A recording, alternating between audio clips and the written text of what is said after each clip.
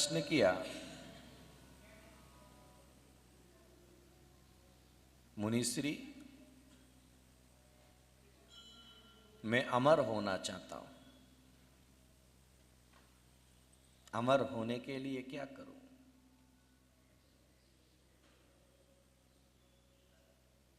और एक बात आप मान करके चलिएगा कि यहां भी जितने लोग बैठे हैं वो भी अमर होना चाहते हैं। ऐसा कोई व्यक्ति नहीं होगा जो मरना चाहता हो।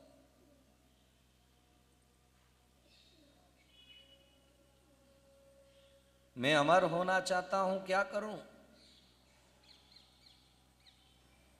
याद में रखिएगा कि जिंदगी में हर व्यक्ति मरना नहीं चाहता है, हर व्यक्ति अमर होना चाहता है। लेकिन जैन आचार्य कहते हैं कि उस भक्तांबर की उस पंक्ति को याद कर लेना, भक्तांबर भक्त अमर, जो भगवान का भक्त बन जाता है वह दुनिया में अमर हो जाता है। भक्त अमर, भक्तांबर का वह पहला काव्य जो हमारे जीवन के दर्शन को, हमारे जीवन की विधि को, हमारे जीवन के दर्शन को दर्शाता है।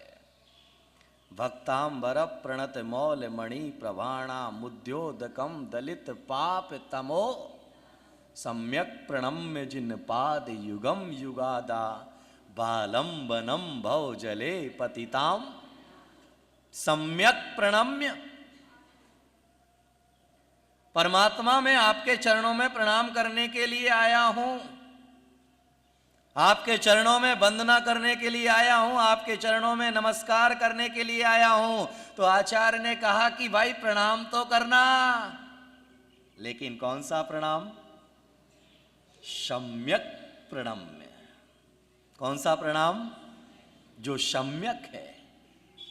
सम्यक से मतलब क्या है कि मन से भी प्रणाम, वचन से भी प्रणाम और काय से भी प्रणाम। लेकिन होता क्या है?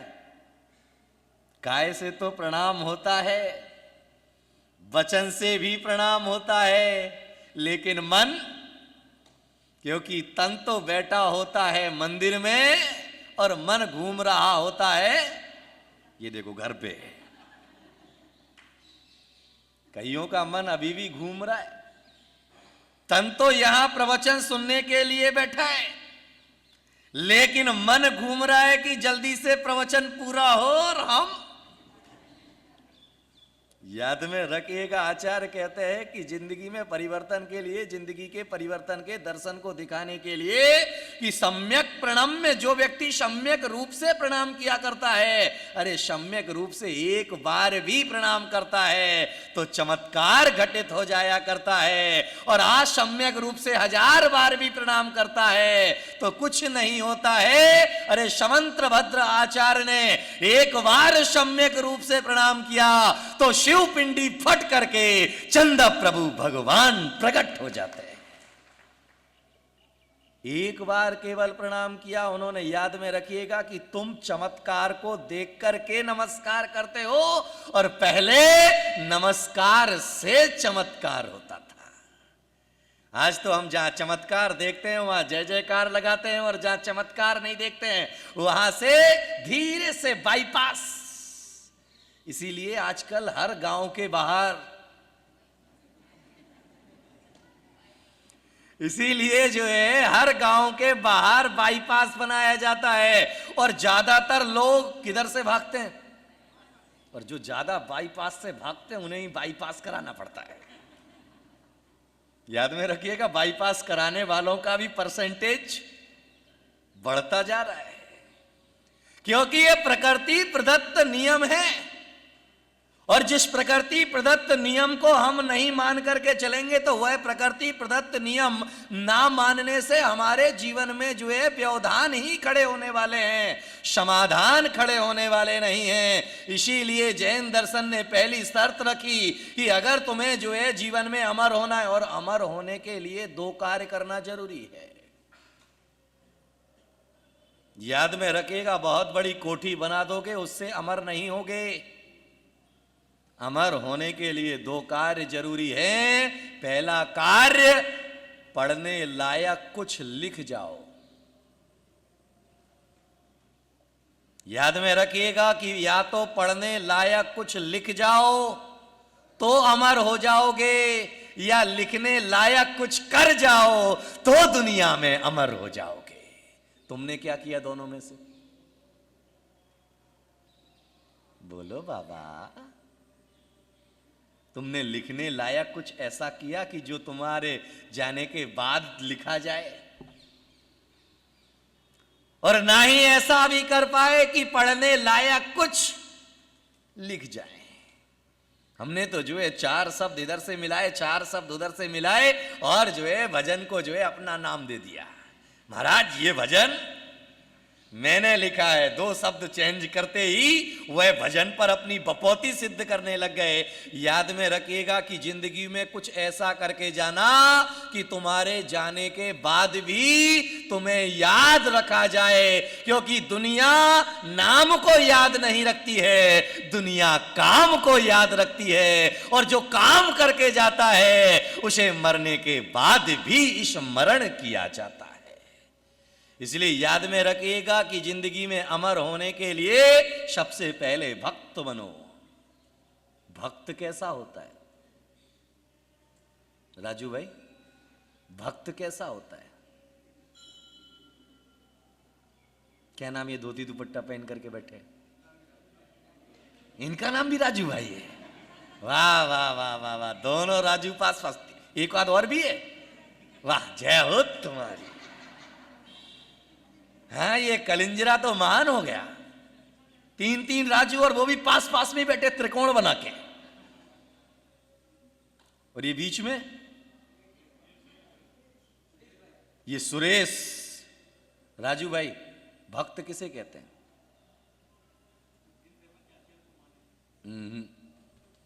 भक्त यानी भात।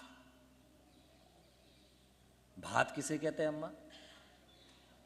पका हुआ चावल। याद में रखिएगा कि भक्त जो है भात की तरह होना चाहिए, क्योंकि भक्त जब भात की तरह होता है तो जरा सा भक्ति का पानी मिलता है और वह फूल करके खड़ा हो जाया करता है, वह नाचने लगता है। और जब भक्त भात की तरह ना हो करके कंकर की तरह हो तो वह भक्त नहीं।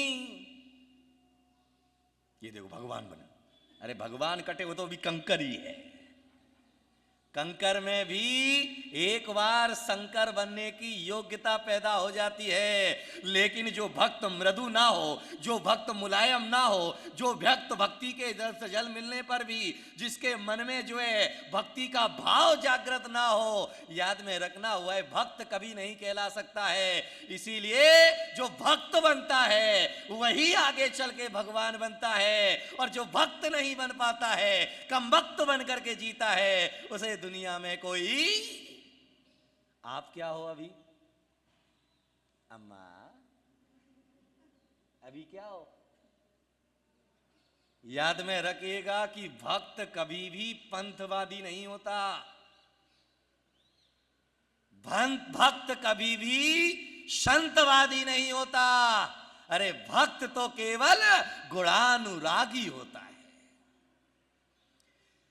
क्योंकि वह जो है हठाग्रह को लेकर के नहीं जीता है, कदाग्रह को लेकर के नहीं जीता। और जब आदमी हठाग्रह और कदाग्रह को लेकर के जीता है तो दुर्घटनाएं घटती है। एक लड़के को जानता हूं, वो यहीं बैठा है, कहो तो खड़ा करूं। बोलो हाँ। अरे तुम लोग बोलते नहीं, तुम लोग तो ऐसे बैठे हो जैसे जबरदस्ती तुम्हें यहां लाके बिठा दिया हो, बैठ जाओ। जब तक महाराज का प्रवचन खत्म नहीं हो जाए तो उठना मत यहां से। हाँ किनारे से यहां से बैठते जाना, लाइन वहां तक चली जाएगी। निवेदन और गुजारिश केवल इतना ही करना चाहूंगा, उस लड़के को जानता हूं, वो यहीं बैठा है, कहो तो खड़ा करो। बोलो हाँ कि ना? अरे बोलो बाबा, करूं? हाँ, दूसरे की पोल खुले तो तुमको मजा आएगा, खुद की पोल खुले तो पता चलेगा। उसके बड़े भाई ने कहा कि तू जो है बांसवाड़ा चला जा, भाभी को ले आ। अब वह गांव से कभी पहली बार निकल रहा था, पहली बार गांव से बाहर जा रहा था, भाई ने कहा कि जो है भाभी को जाकर के ससुराल से ले आ। लेकिन भाई ने कहा कि देखा, एक चीज ध्यान में रखना, अभी तक तू ये छोटे से गांव में रहा है, अब तू शहर में जा रहा है, शहर के लोग बहुत चतुरे होते हैं, वहां जरा सोच समझ करके काम करना, जो भी उत्तर देना जरा सोच समझ करके उत्तर देना। तो बड़े छोटे भाई ने कहा कि हमें इतना भी नहीं मालूम है, अरे हम भी सब समझते हैं, आपको कुछ समझाने की जरूरत नहीं है, हम सब संभाल लेंगे। भाई ने कहा बड़े होने के नाते मेरा फर्ज था कि तुझे रास्ता दिखा दूं, तुझे बता दूं, बाकी तेरी मर्जी है। वह निकल गया गांव से निकल करके जो है गाड़ी में बिठा दिया भाई ने। अब वह गाड़ी में बैठा बैठा सोचता है, भाई ने ऐसा क्यों कहा, जरा सोच समझ करके बोलना। फिर उसने तय किया कि ससुराल जा करके मैं एक बार हां बोलूंगा, एक बार ना बोलूंगा। ससुराल पहुंच गया, लेने के लिए बस स्टैंड पर जो है ससुराल वाले आ गए। घर पहुंचा, घर पहुंचने के बाद जो है ससुर जी ने पूछा, गांव में सब खैरियत है? बोले हाँ। दामाद जी ठीक हैं? बोले ना। अब याद में रखिएगा कि शर्ट का पहला बटन ही अगर गलत लग जाए तो बाकी के सारे बटन गलत लगने लगते हैं, क्योंकि जब आदमी का पहला शर्ट का बटन गलत लग जाए तो लास्ट बटन जो है पैंट की काज में लगेगा, और फिर आदमी ढंग से खड़ा होना चाहे तो खड़ा नहीं हो सकता है। ससुर जी ने पूछा, बोले गांव में सब खैरियत है? बोले हाँ। दामाद जी ठीक हैं? बोले ना। तो क्या बीमार हैं? बोले हाँ। दवाई देते हो? तुम्हें कैसे मालूम? नहीं, ये तो ऐसे बोल रहे ना जैसे इनके घर में ही आया हो। दवाई देते हो? बोले ना। तो क्या मर गए हैं? बोले हाँ। अब जैसे ही उसने हां कहा कि घर में रोना ये हठाग्रह का प्रतीक है। जैनाचार्य कहते हैं कि आदमी ये सोच करके ना जिए कि जो मेरा है वह खरा है, ये सोच करके जिए जो मेरा है, जो खरा है वह मेरा है। आचार्य कसाऊ पहाड़ ग्रंथ के अंदर एक प्रश्न खड़ा किया एक जिज्ञासु ने कि कौआ कैसा है। आचार्य से पूछा कि कौआ कैसा है,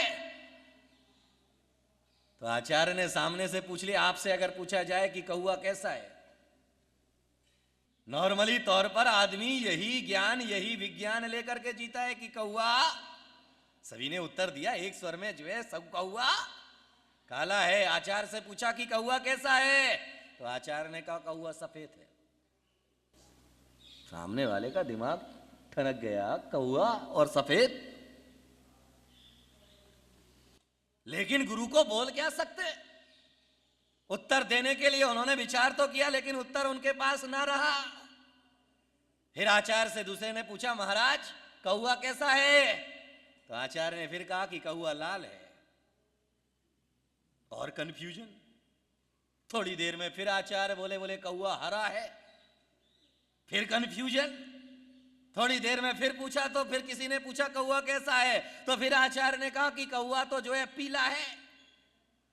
कंफ्यूजन ही बढ़ता चला गया। आप भी सोच रहे होंगे कौआ पीला कैसे हो सकता है, कौआ हरा कैसे हो सकता है, कौआ सफेद कैसे हो सकता है। अरे कौआ तो काला होता है, सफेद और पीला ने तो हो ही नहीं सकता है। तो आचार्य से ने स्पष्ट करते हुए कहा कि कौआ सफेद भी है, कौआ पीला भी है, कौआ लाल भी है, और कौआ, अरे बोलो ना, काला तो है ही, लाल भी है, सफेद भी है, हरा भी है और पीला भी है। तो कहा महाराज ये आपकी फिलॉसफी हमको समझ में नहीं आ रही, आप डायरेक्ट समझाओगे तो मुझे समझ में आएगा ये आपकी फिलॉसफी का अंतर क्या है। बोले गुरु ने कहा कि सीधी सीधी सी बात है कि कौआ रंग के अनुसार तो जो है काला है ही, लेकिन हड्डी की अपेक्षा कौआ सफेद है। किसकी अपेक्षा? हड्डी की अपेक्षा जो है कौआ सफेद है, पित्त की अपेक्षा कौआ पीला है। नसों की अपेक्षा कौआ हरा है और रक्त की अपेक्षा कौआ लाल है, और काला तो यही महावीर का दर्शन है। बन गए विनोद देखो युग के महावीर, बन गए विनोद देखो युग के महावीर। पुष्पदंत गुरुवर के शिष्य है ये क्रांतिवीर, पुष्पदंत गुरुवर के शिष्य है ये क्रांतिवीर। सर्वधर्म के प्रतीक गाएं इनकी आरती, सर्वधर्म के प्रतीक गाएं इनकी आरती। हाँ, आओ हम उतारे प्रतीक सागर की आरती, आओ हम उतारे प्रतीक सागर की आरती।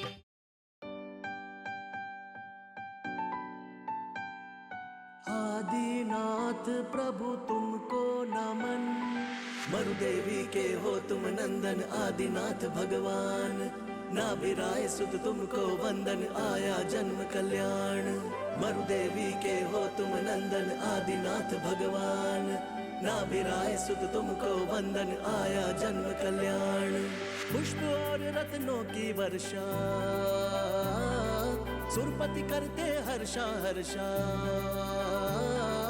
पुष्प और रत्नों की वर्षा सुरपति करते हर्षा हर्षा। आदिनाथ का जन्मोत्सव है, लाल किले पे शुभ उत्सव है, दिल्ली पे ही सबकी नजर है। आनंद छाया आदिनाथ को पाया, प्रतीक सागर ने सबको बुलाया। आनंद छाया आदिनाथ को पाया, प्रतीक सागर ने सबको बुलाया। मरुदेवी के हो तुम नंदन आदिनाथ भगवान, नाभिराय सुत तुमको वंदन आया जन्म कल्याण।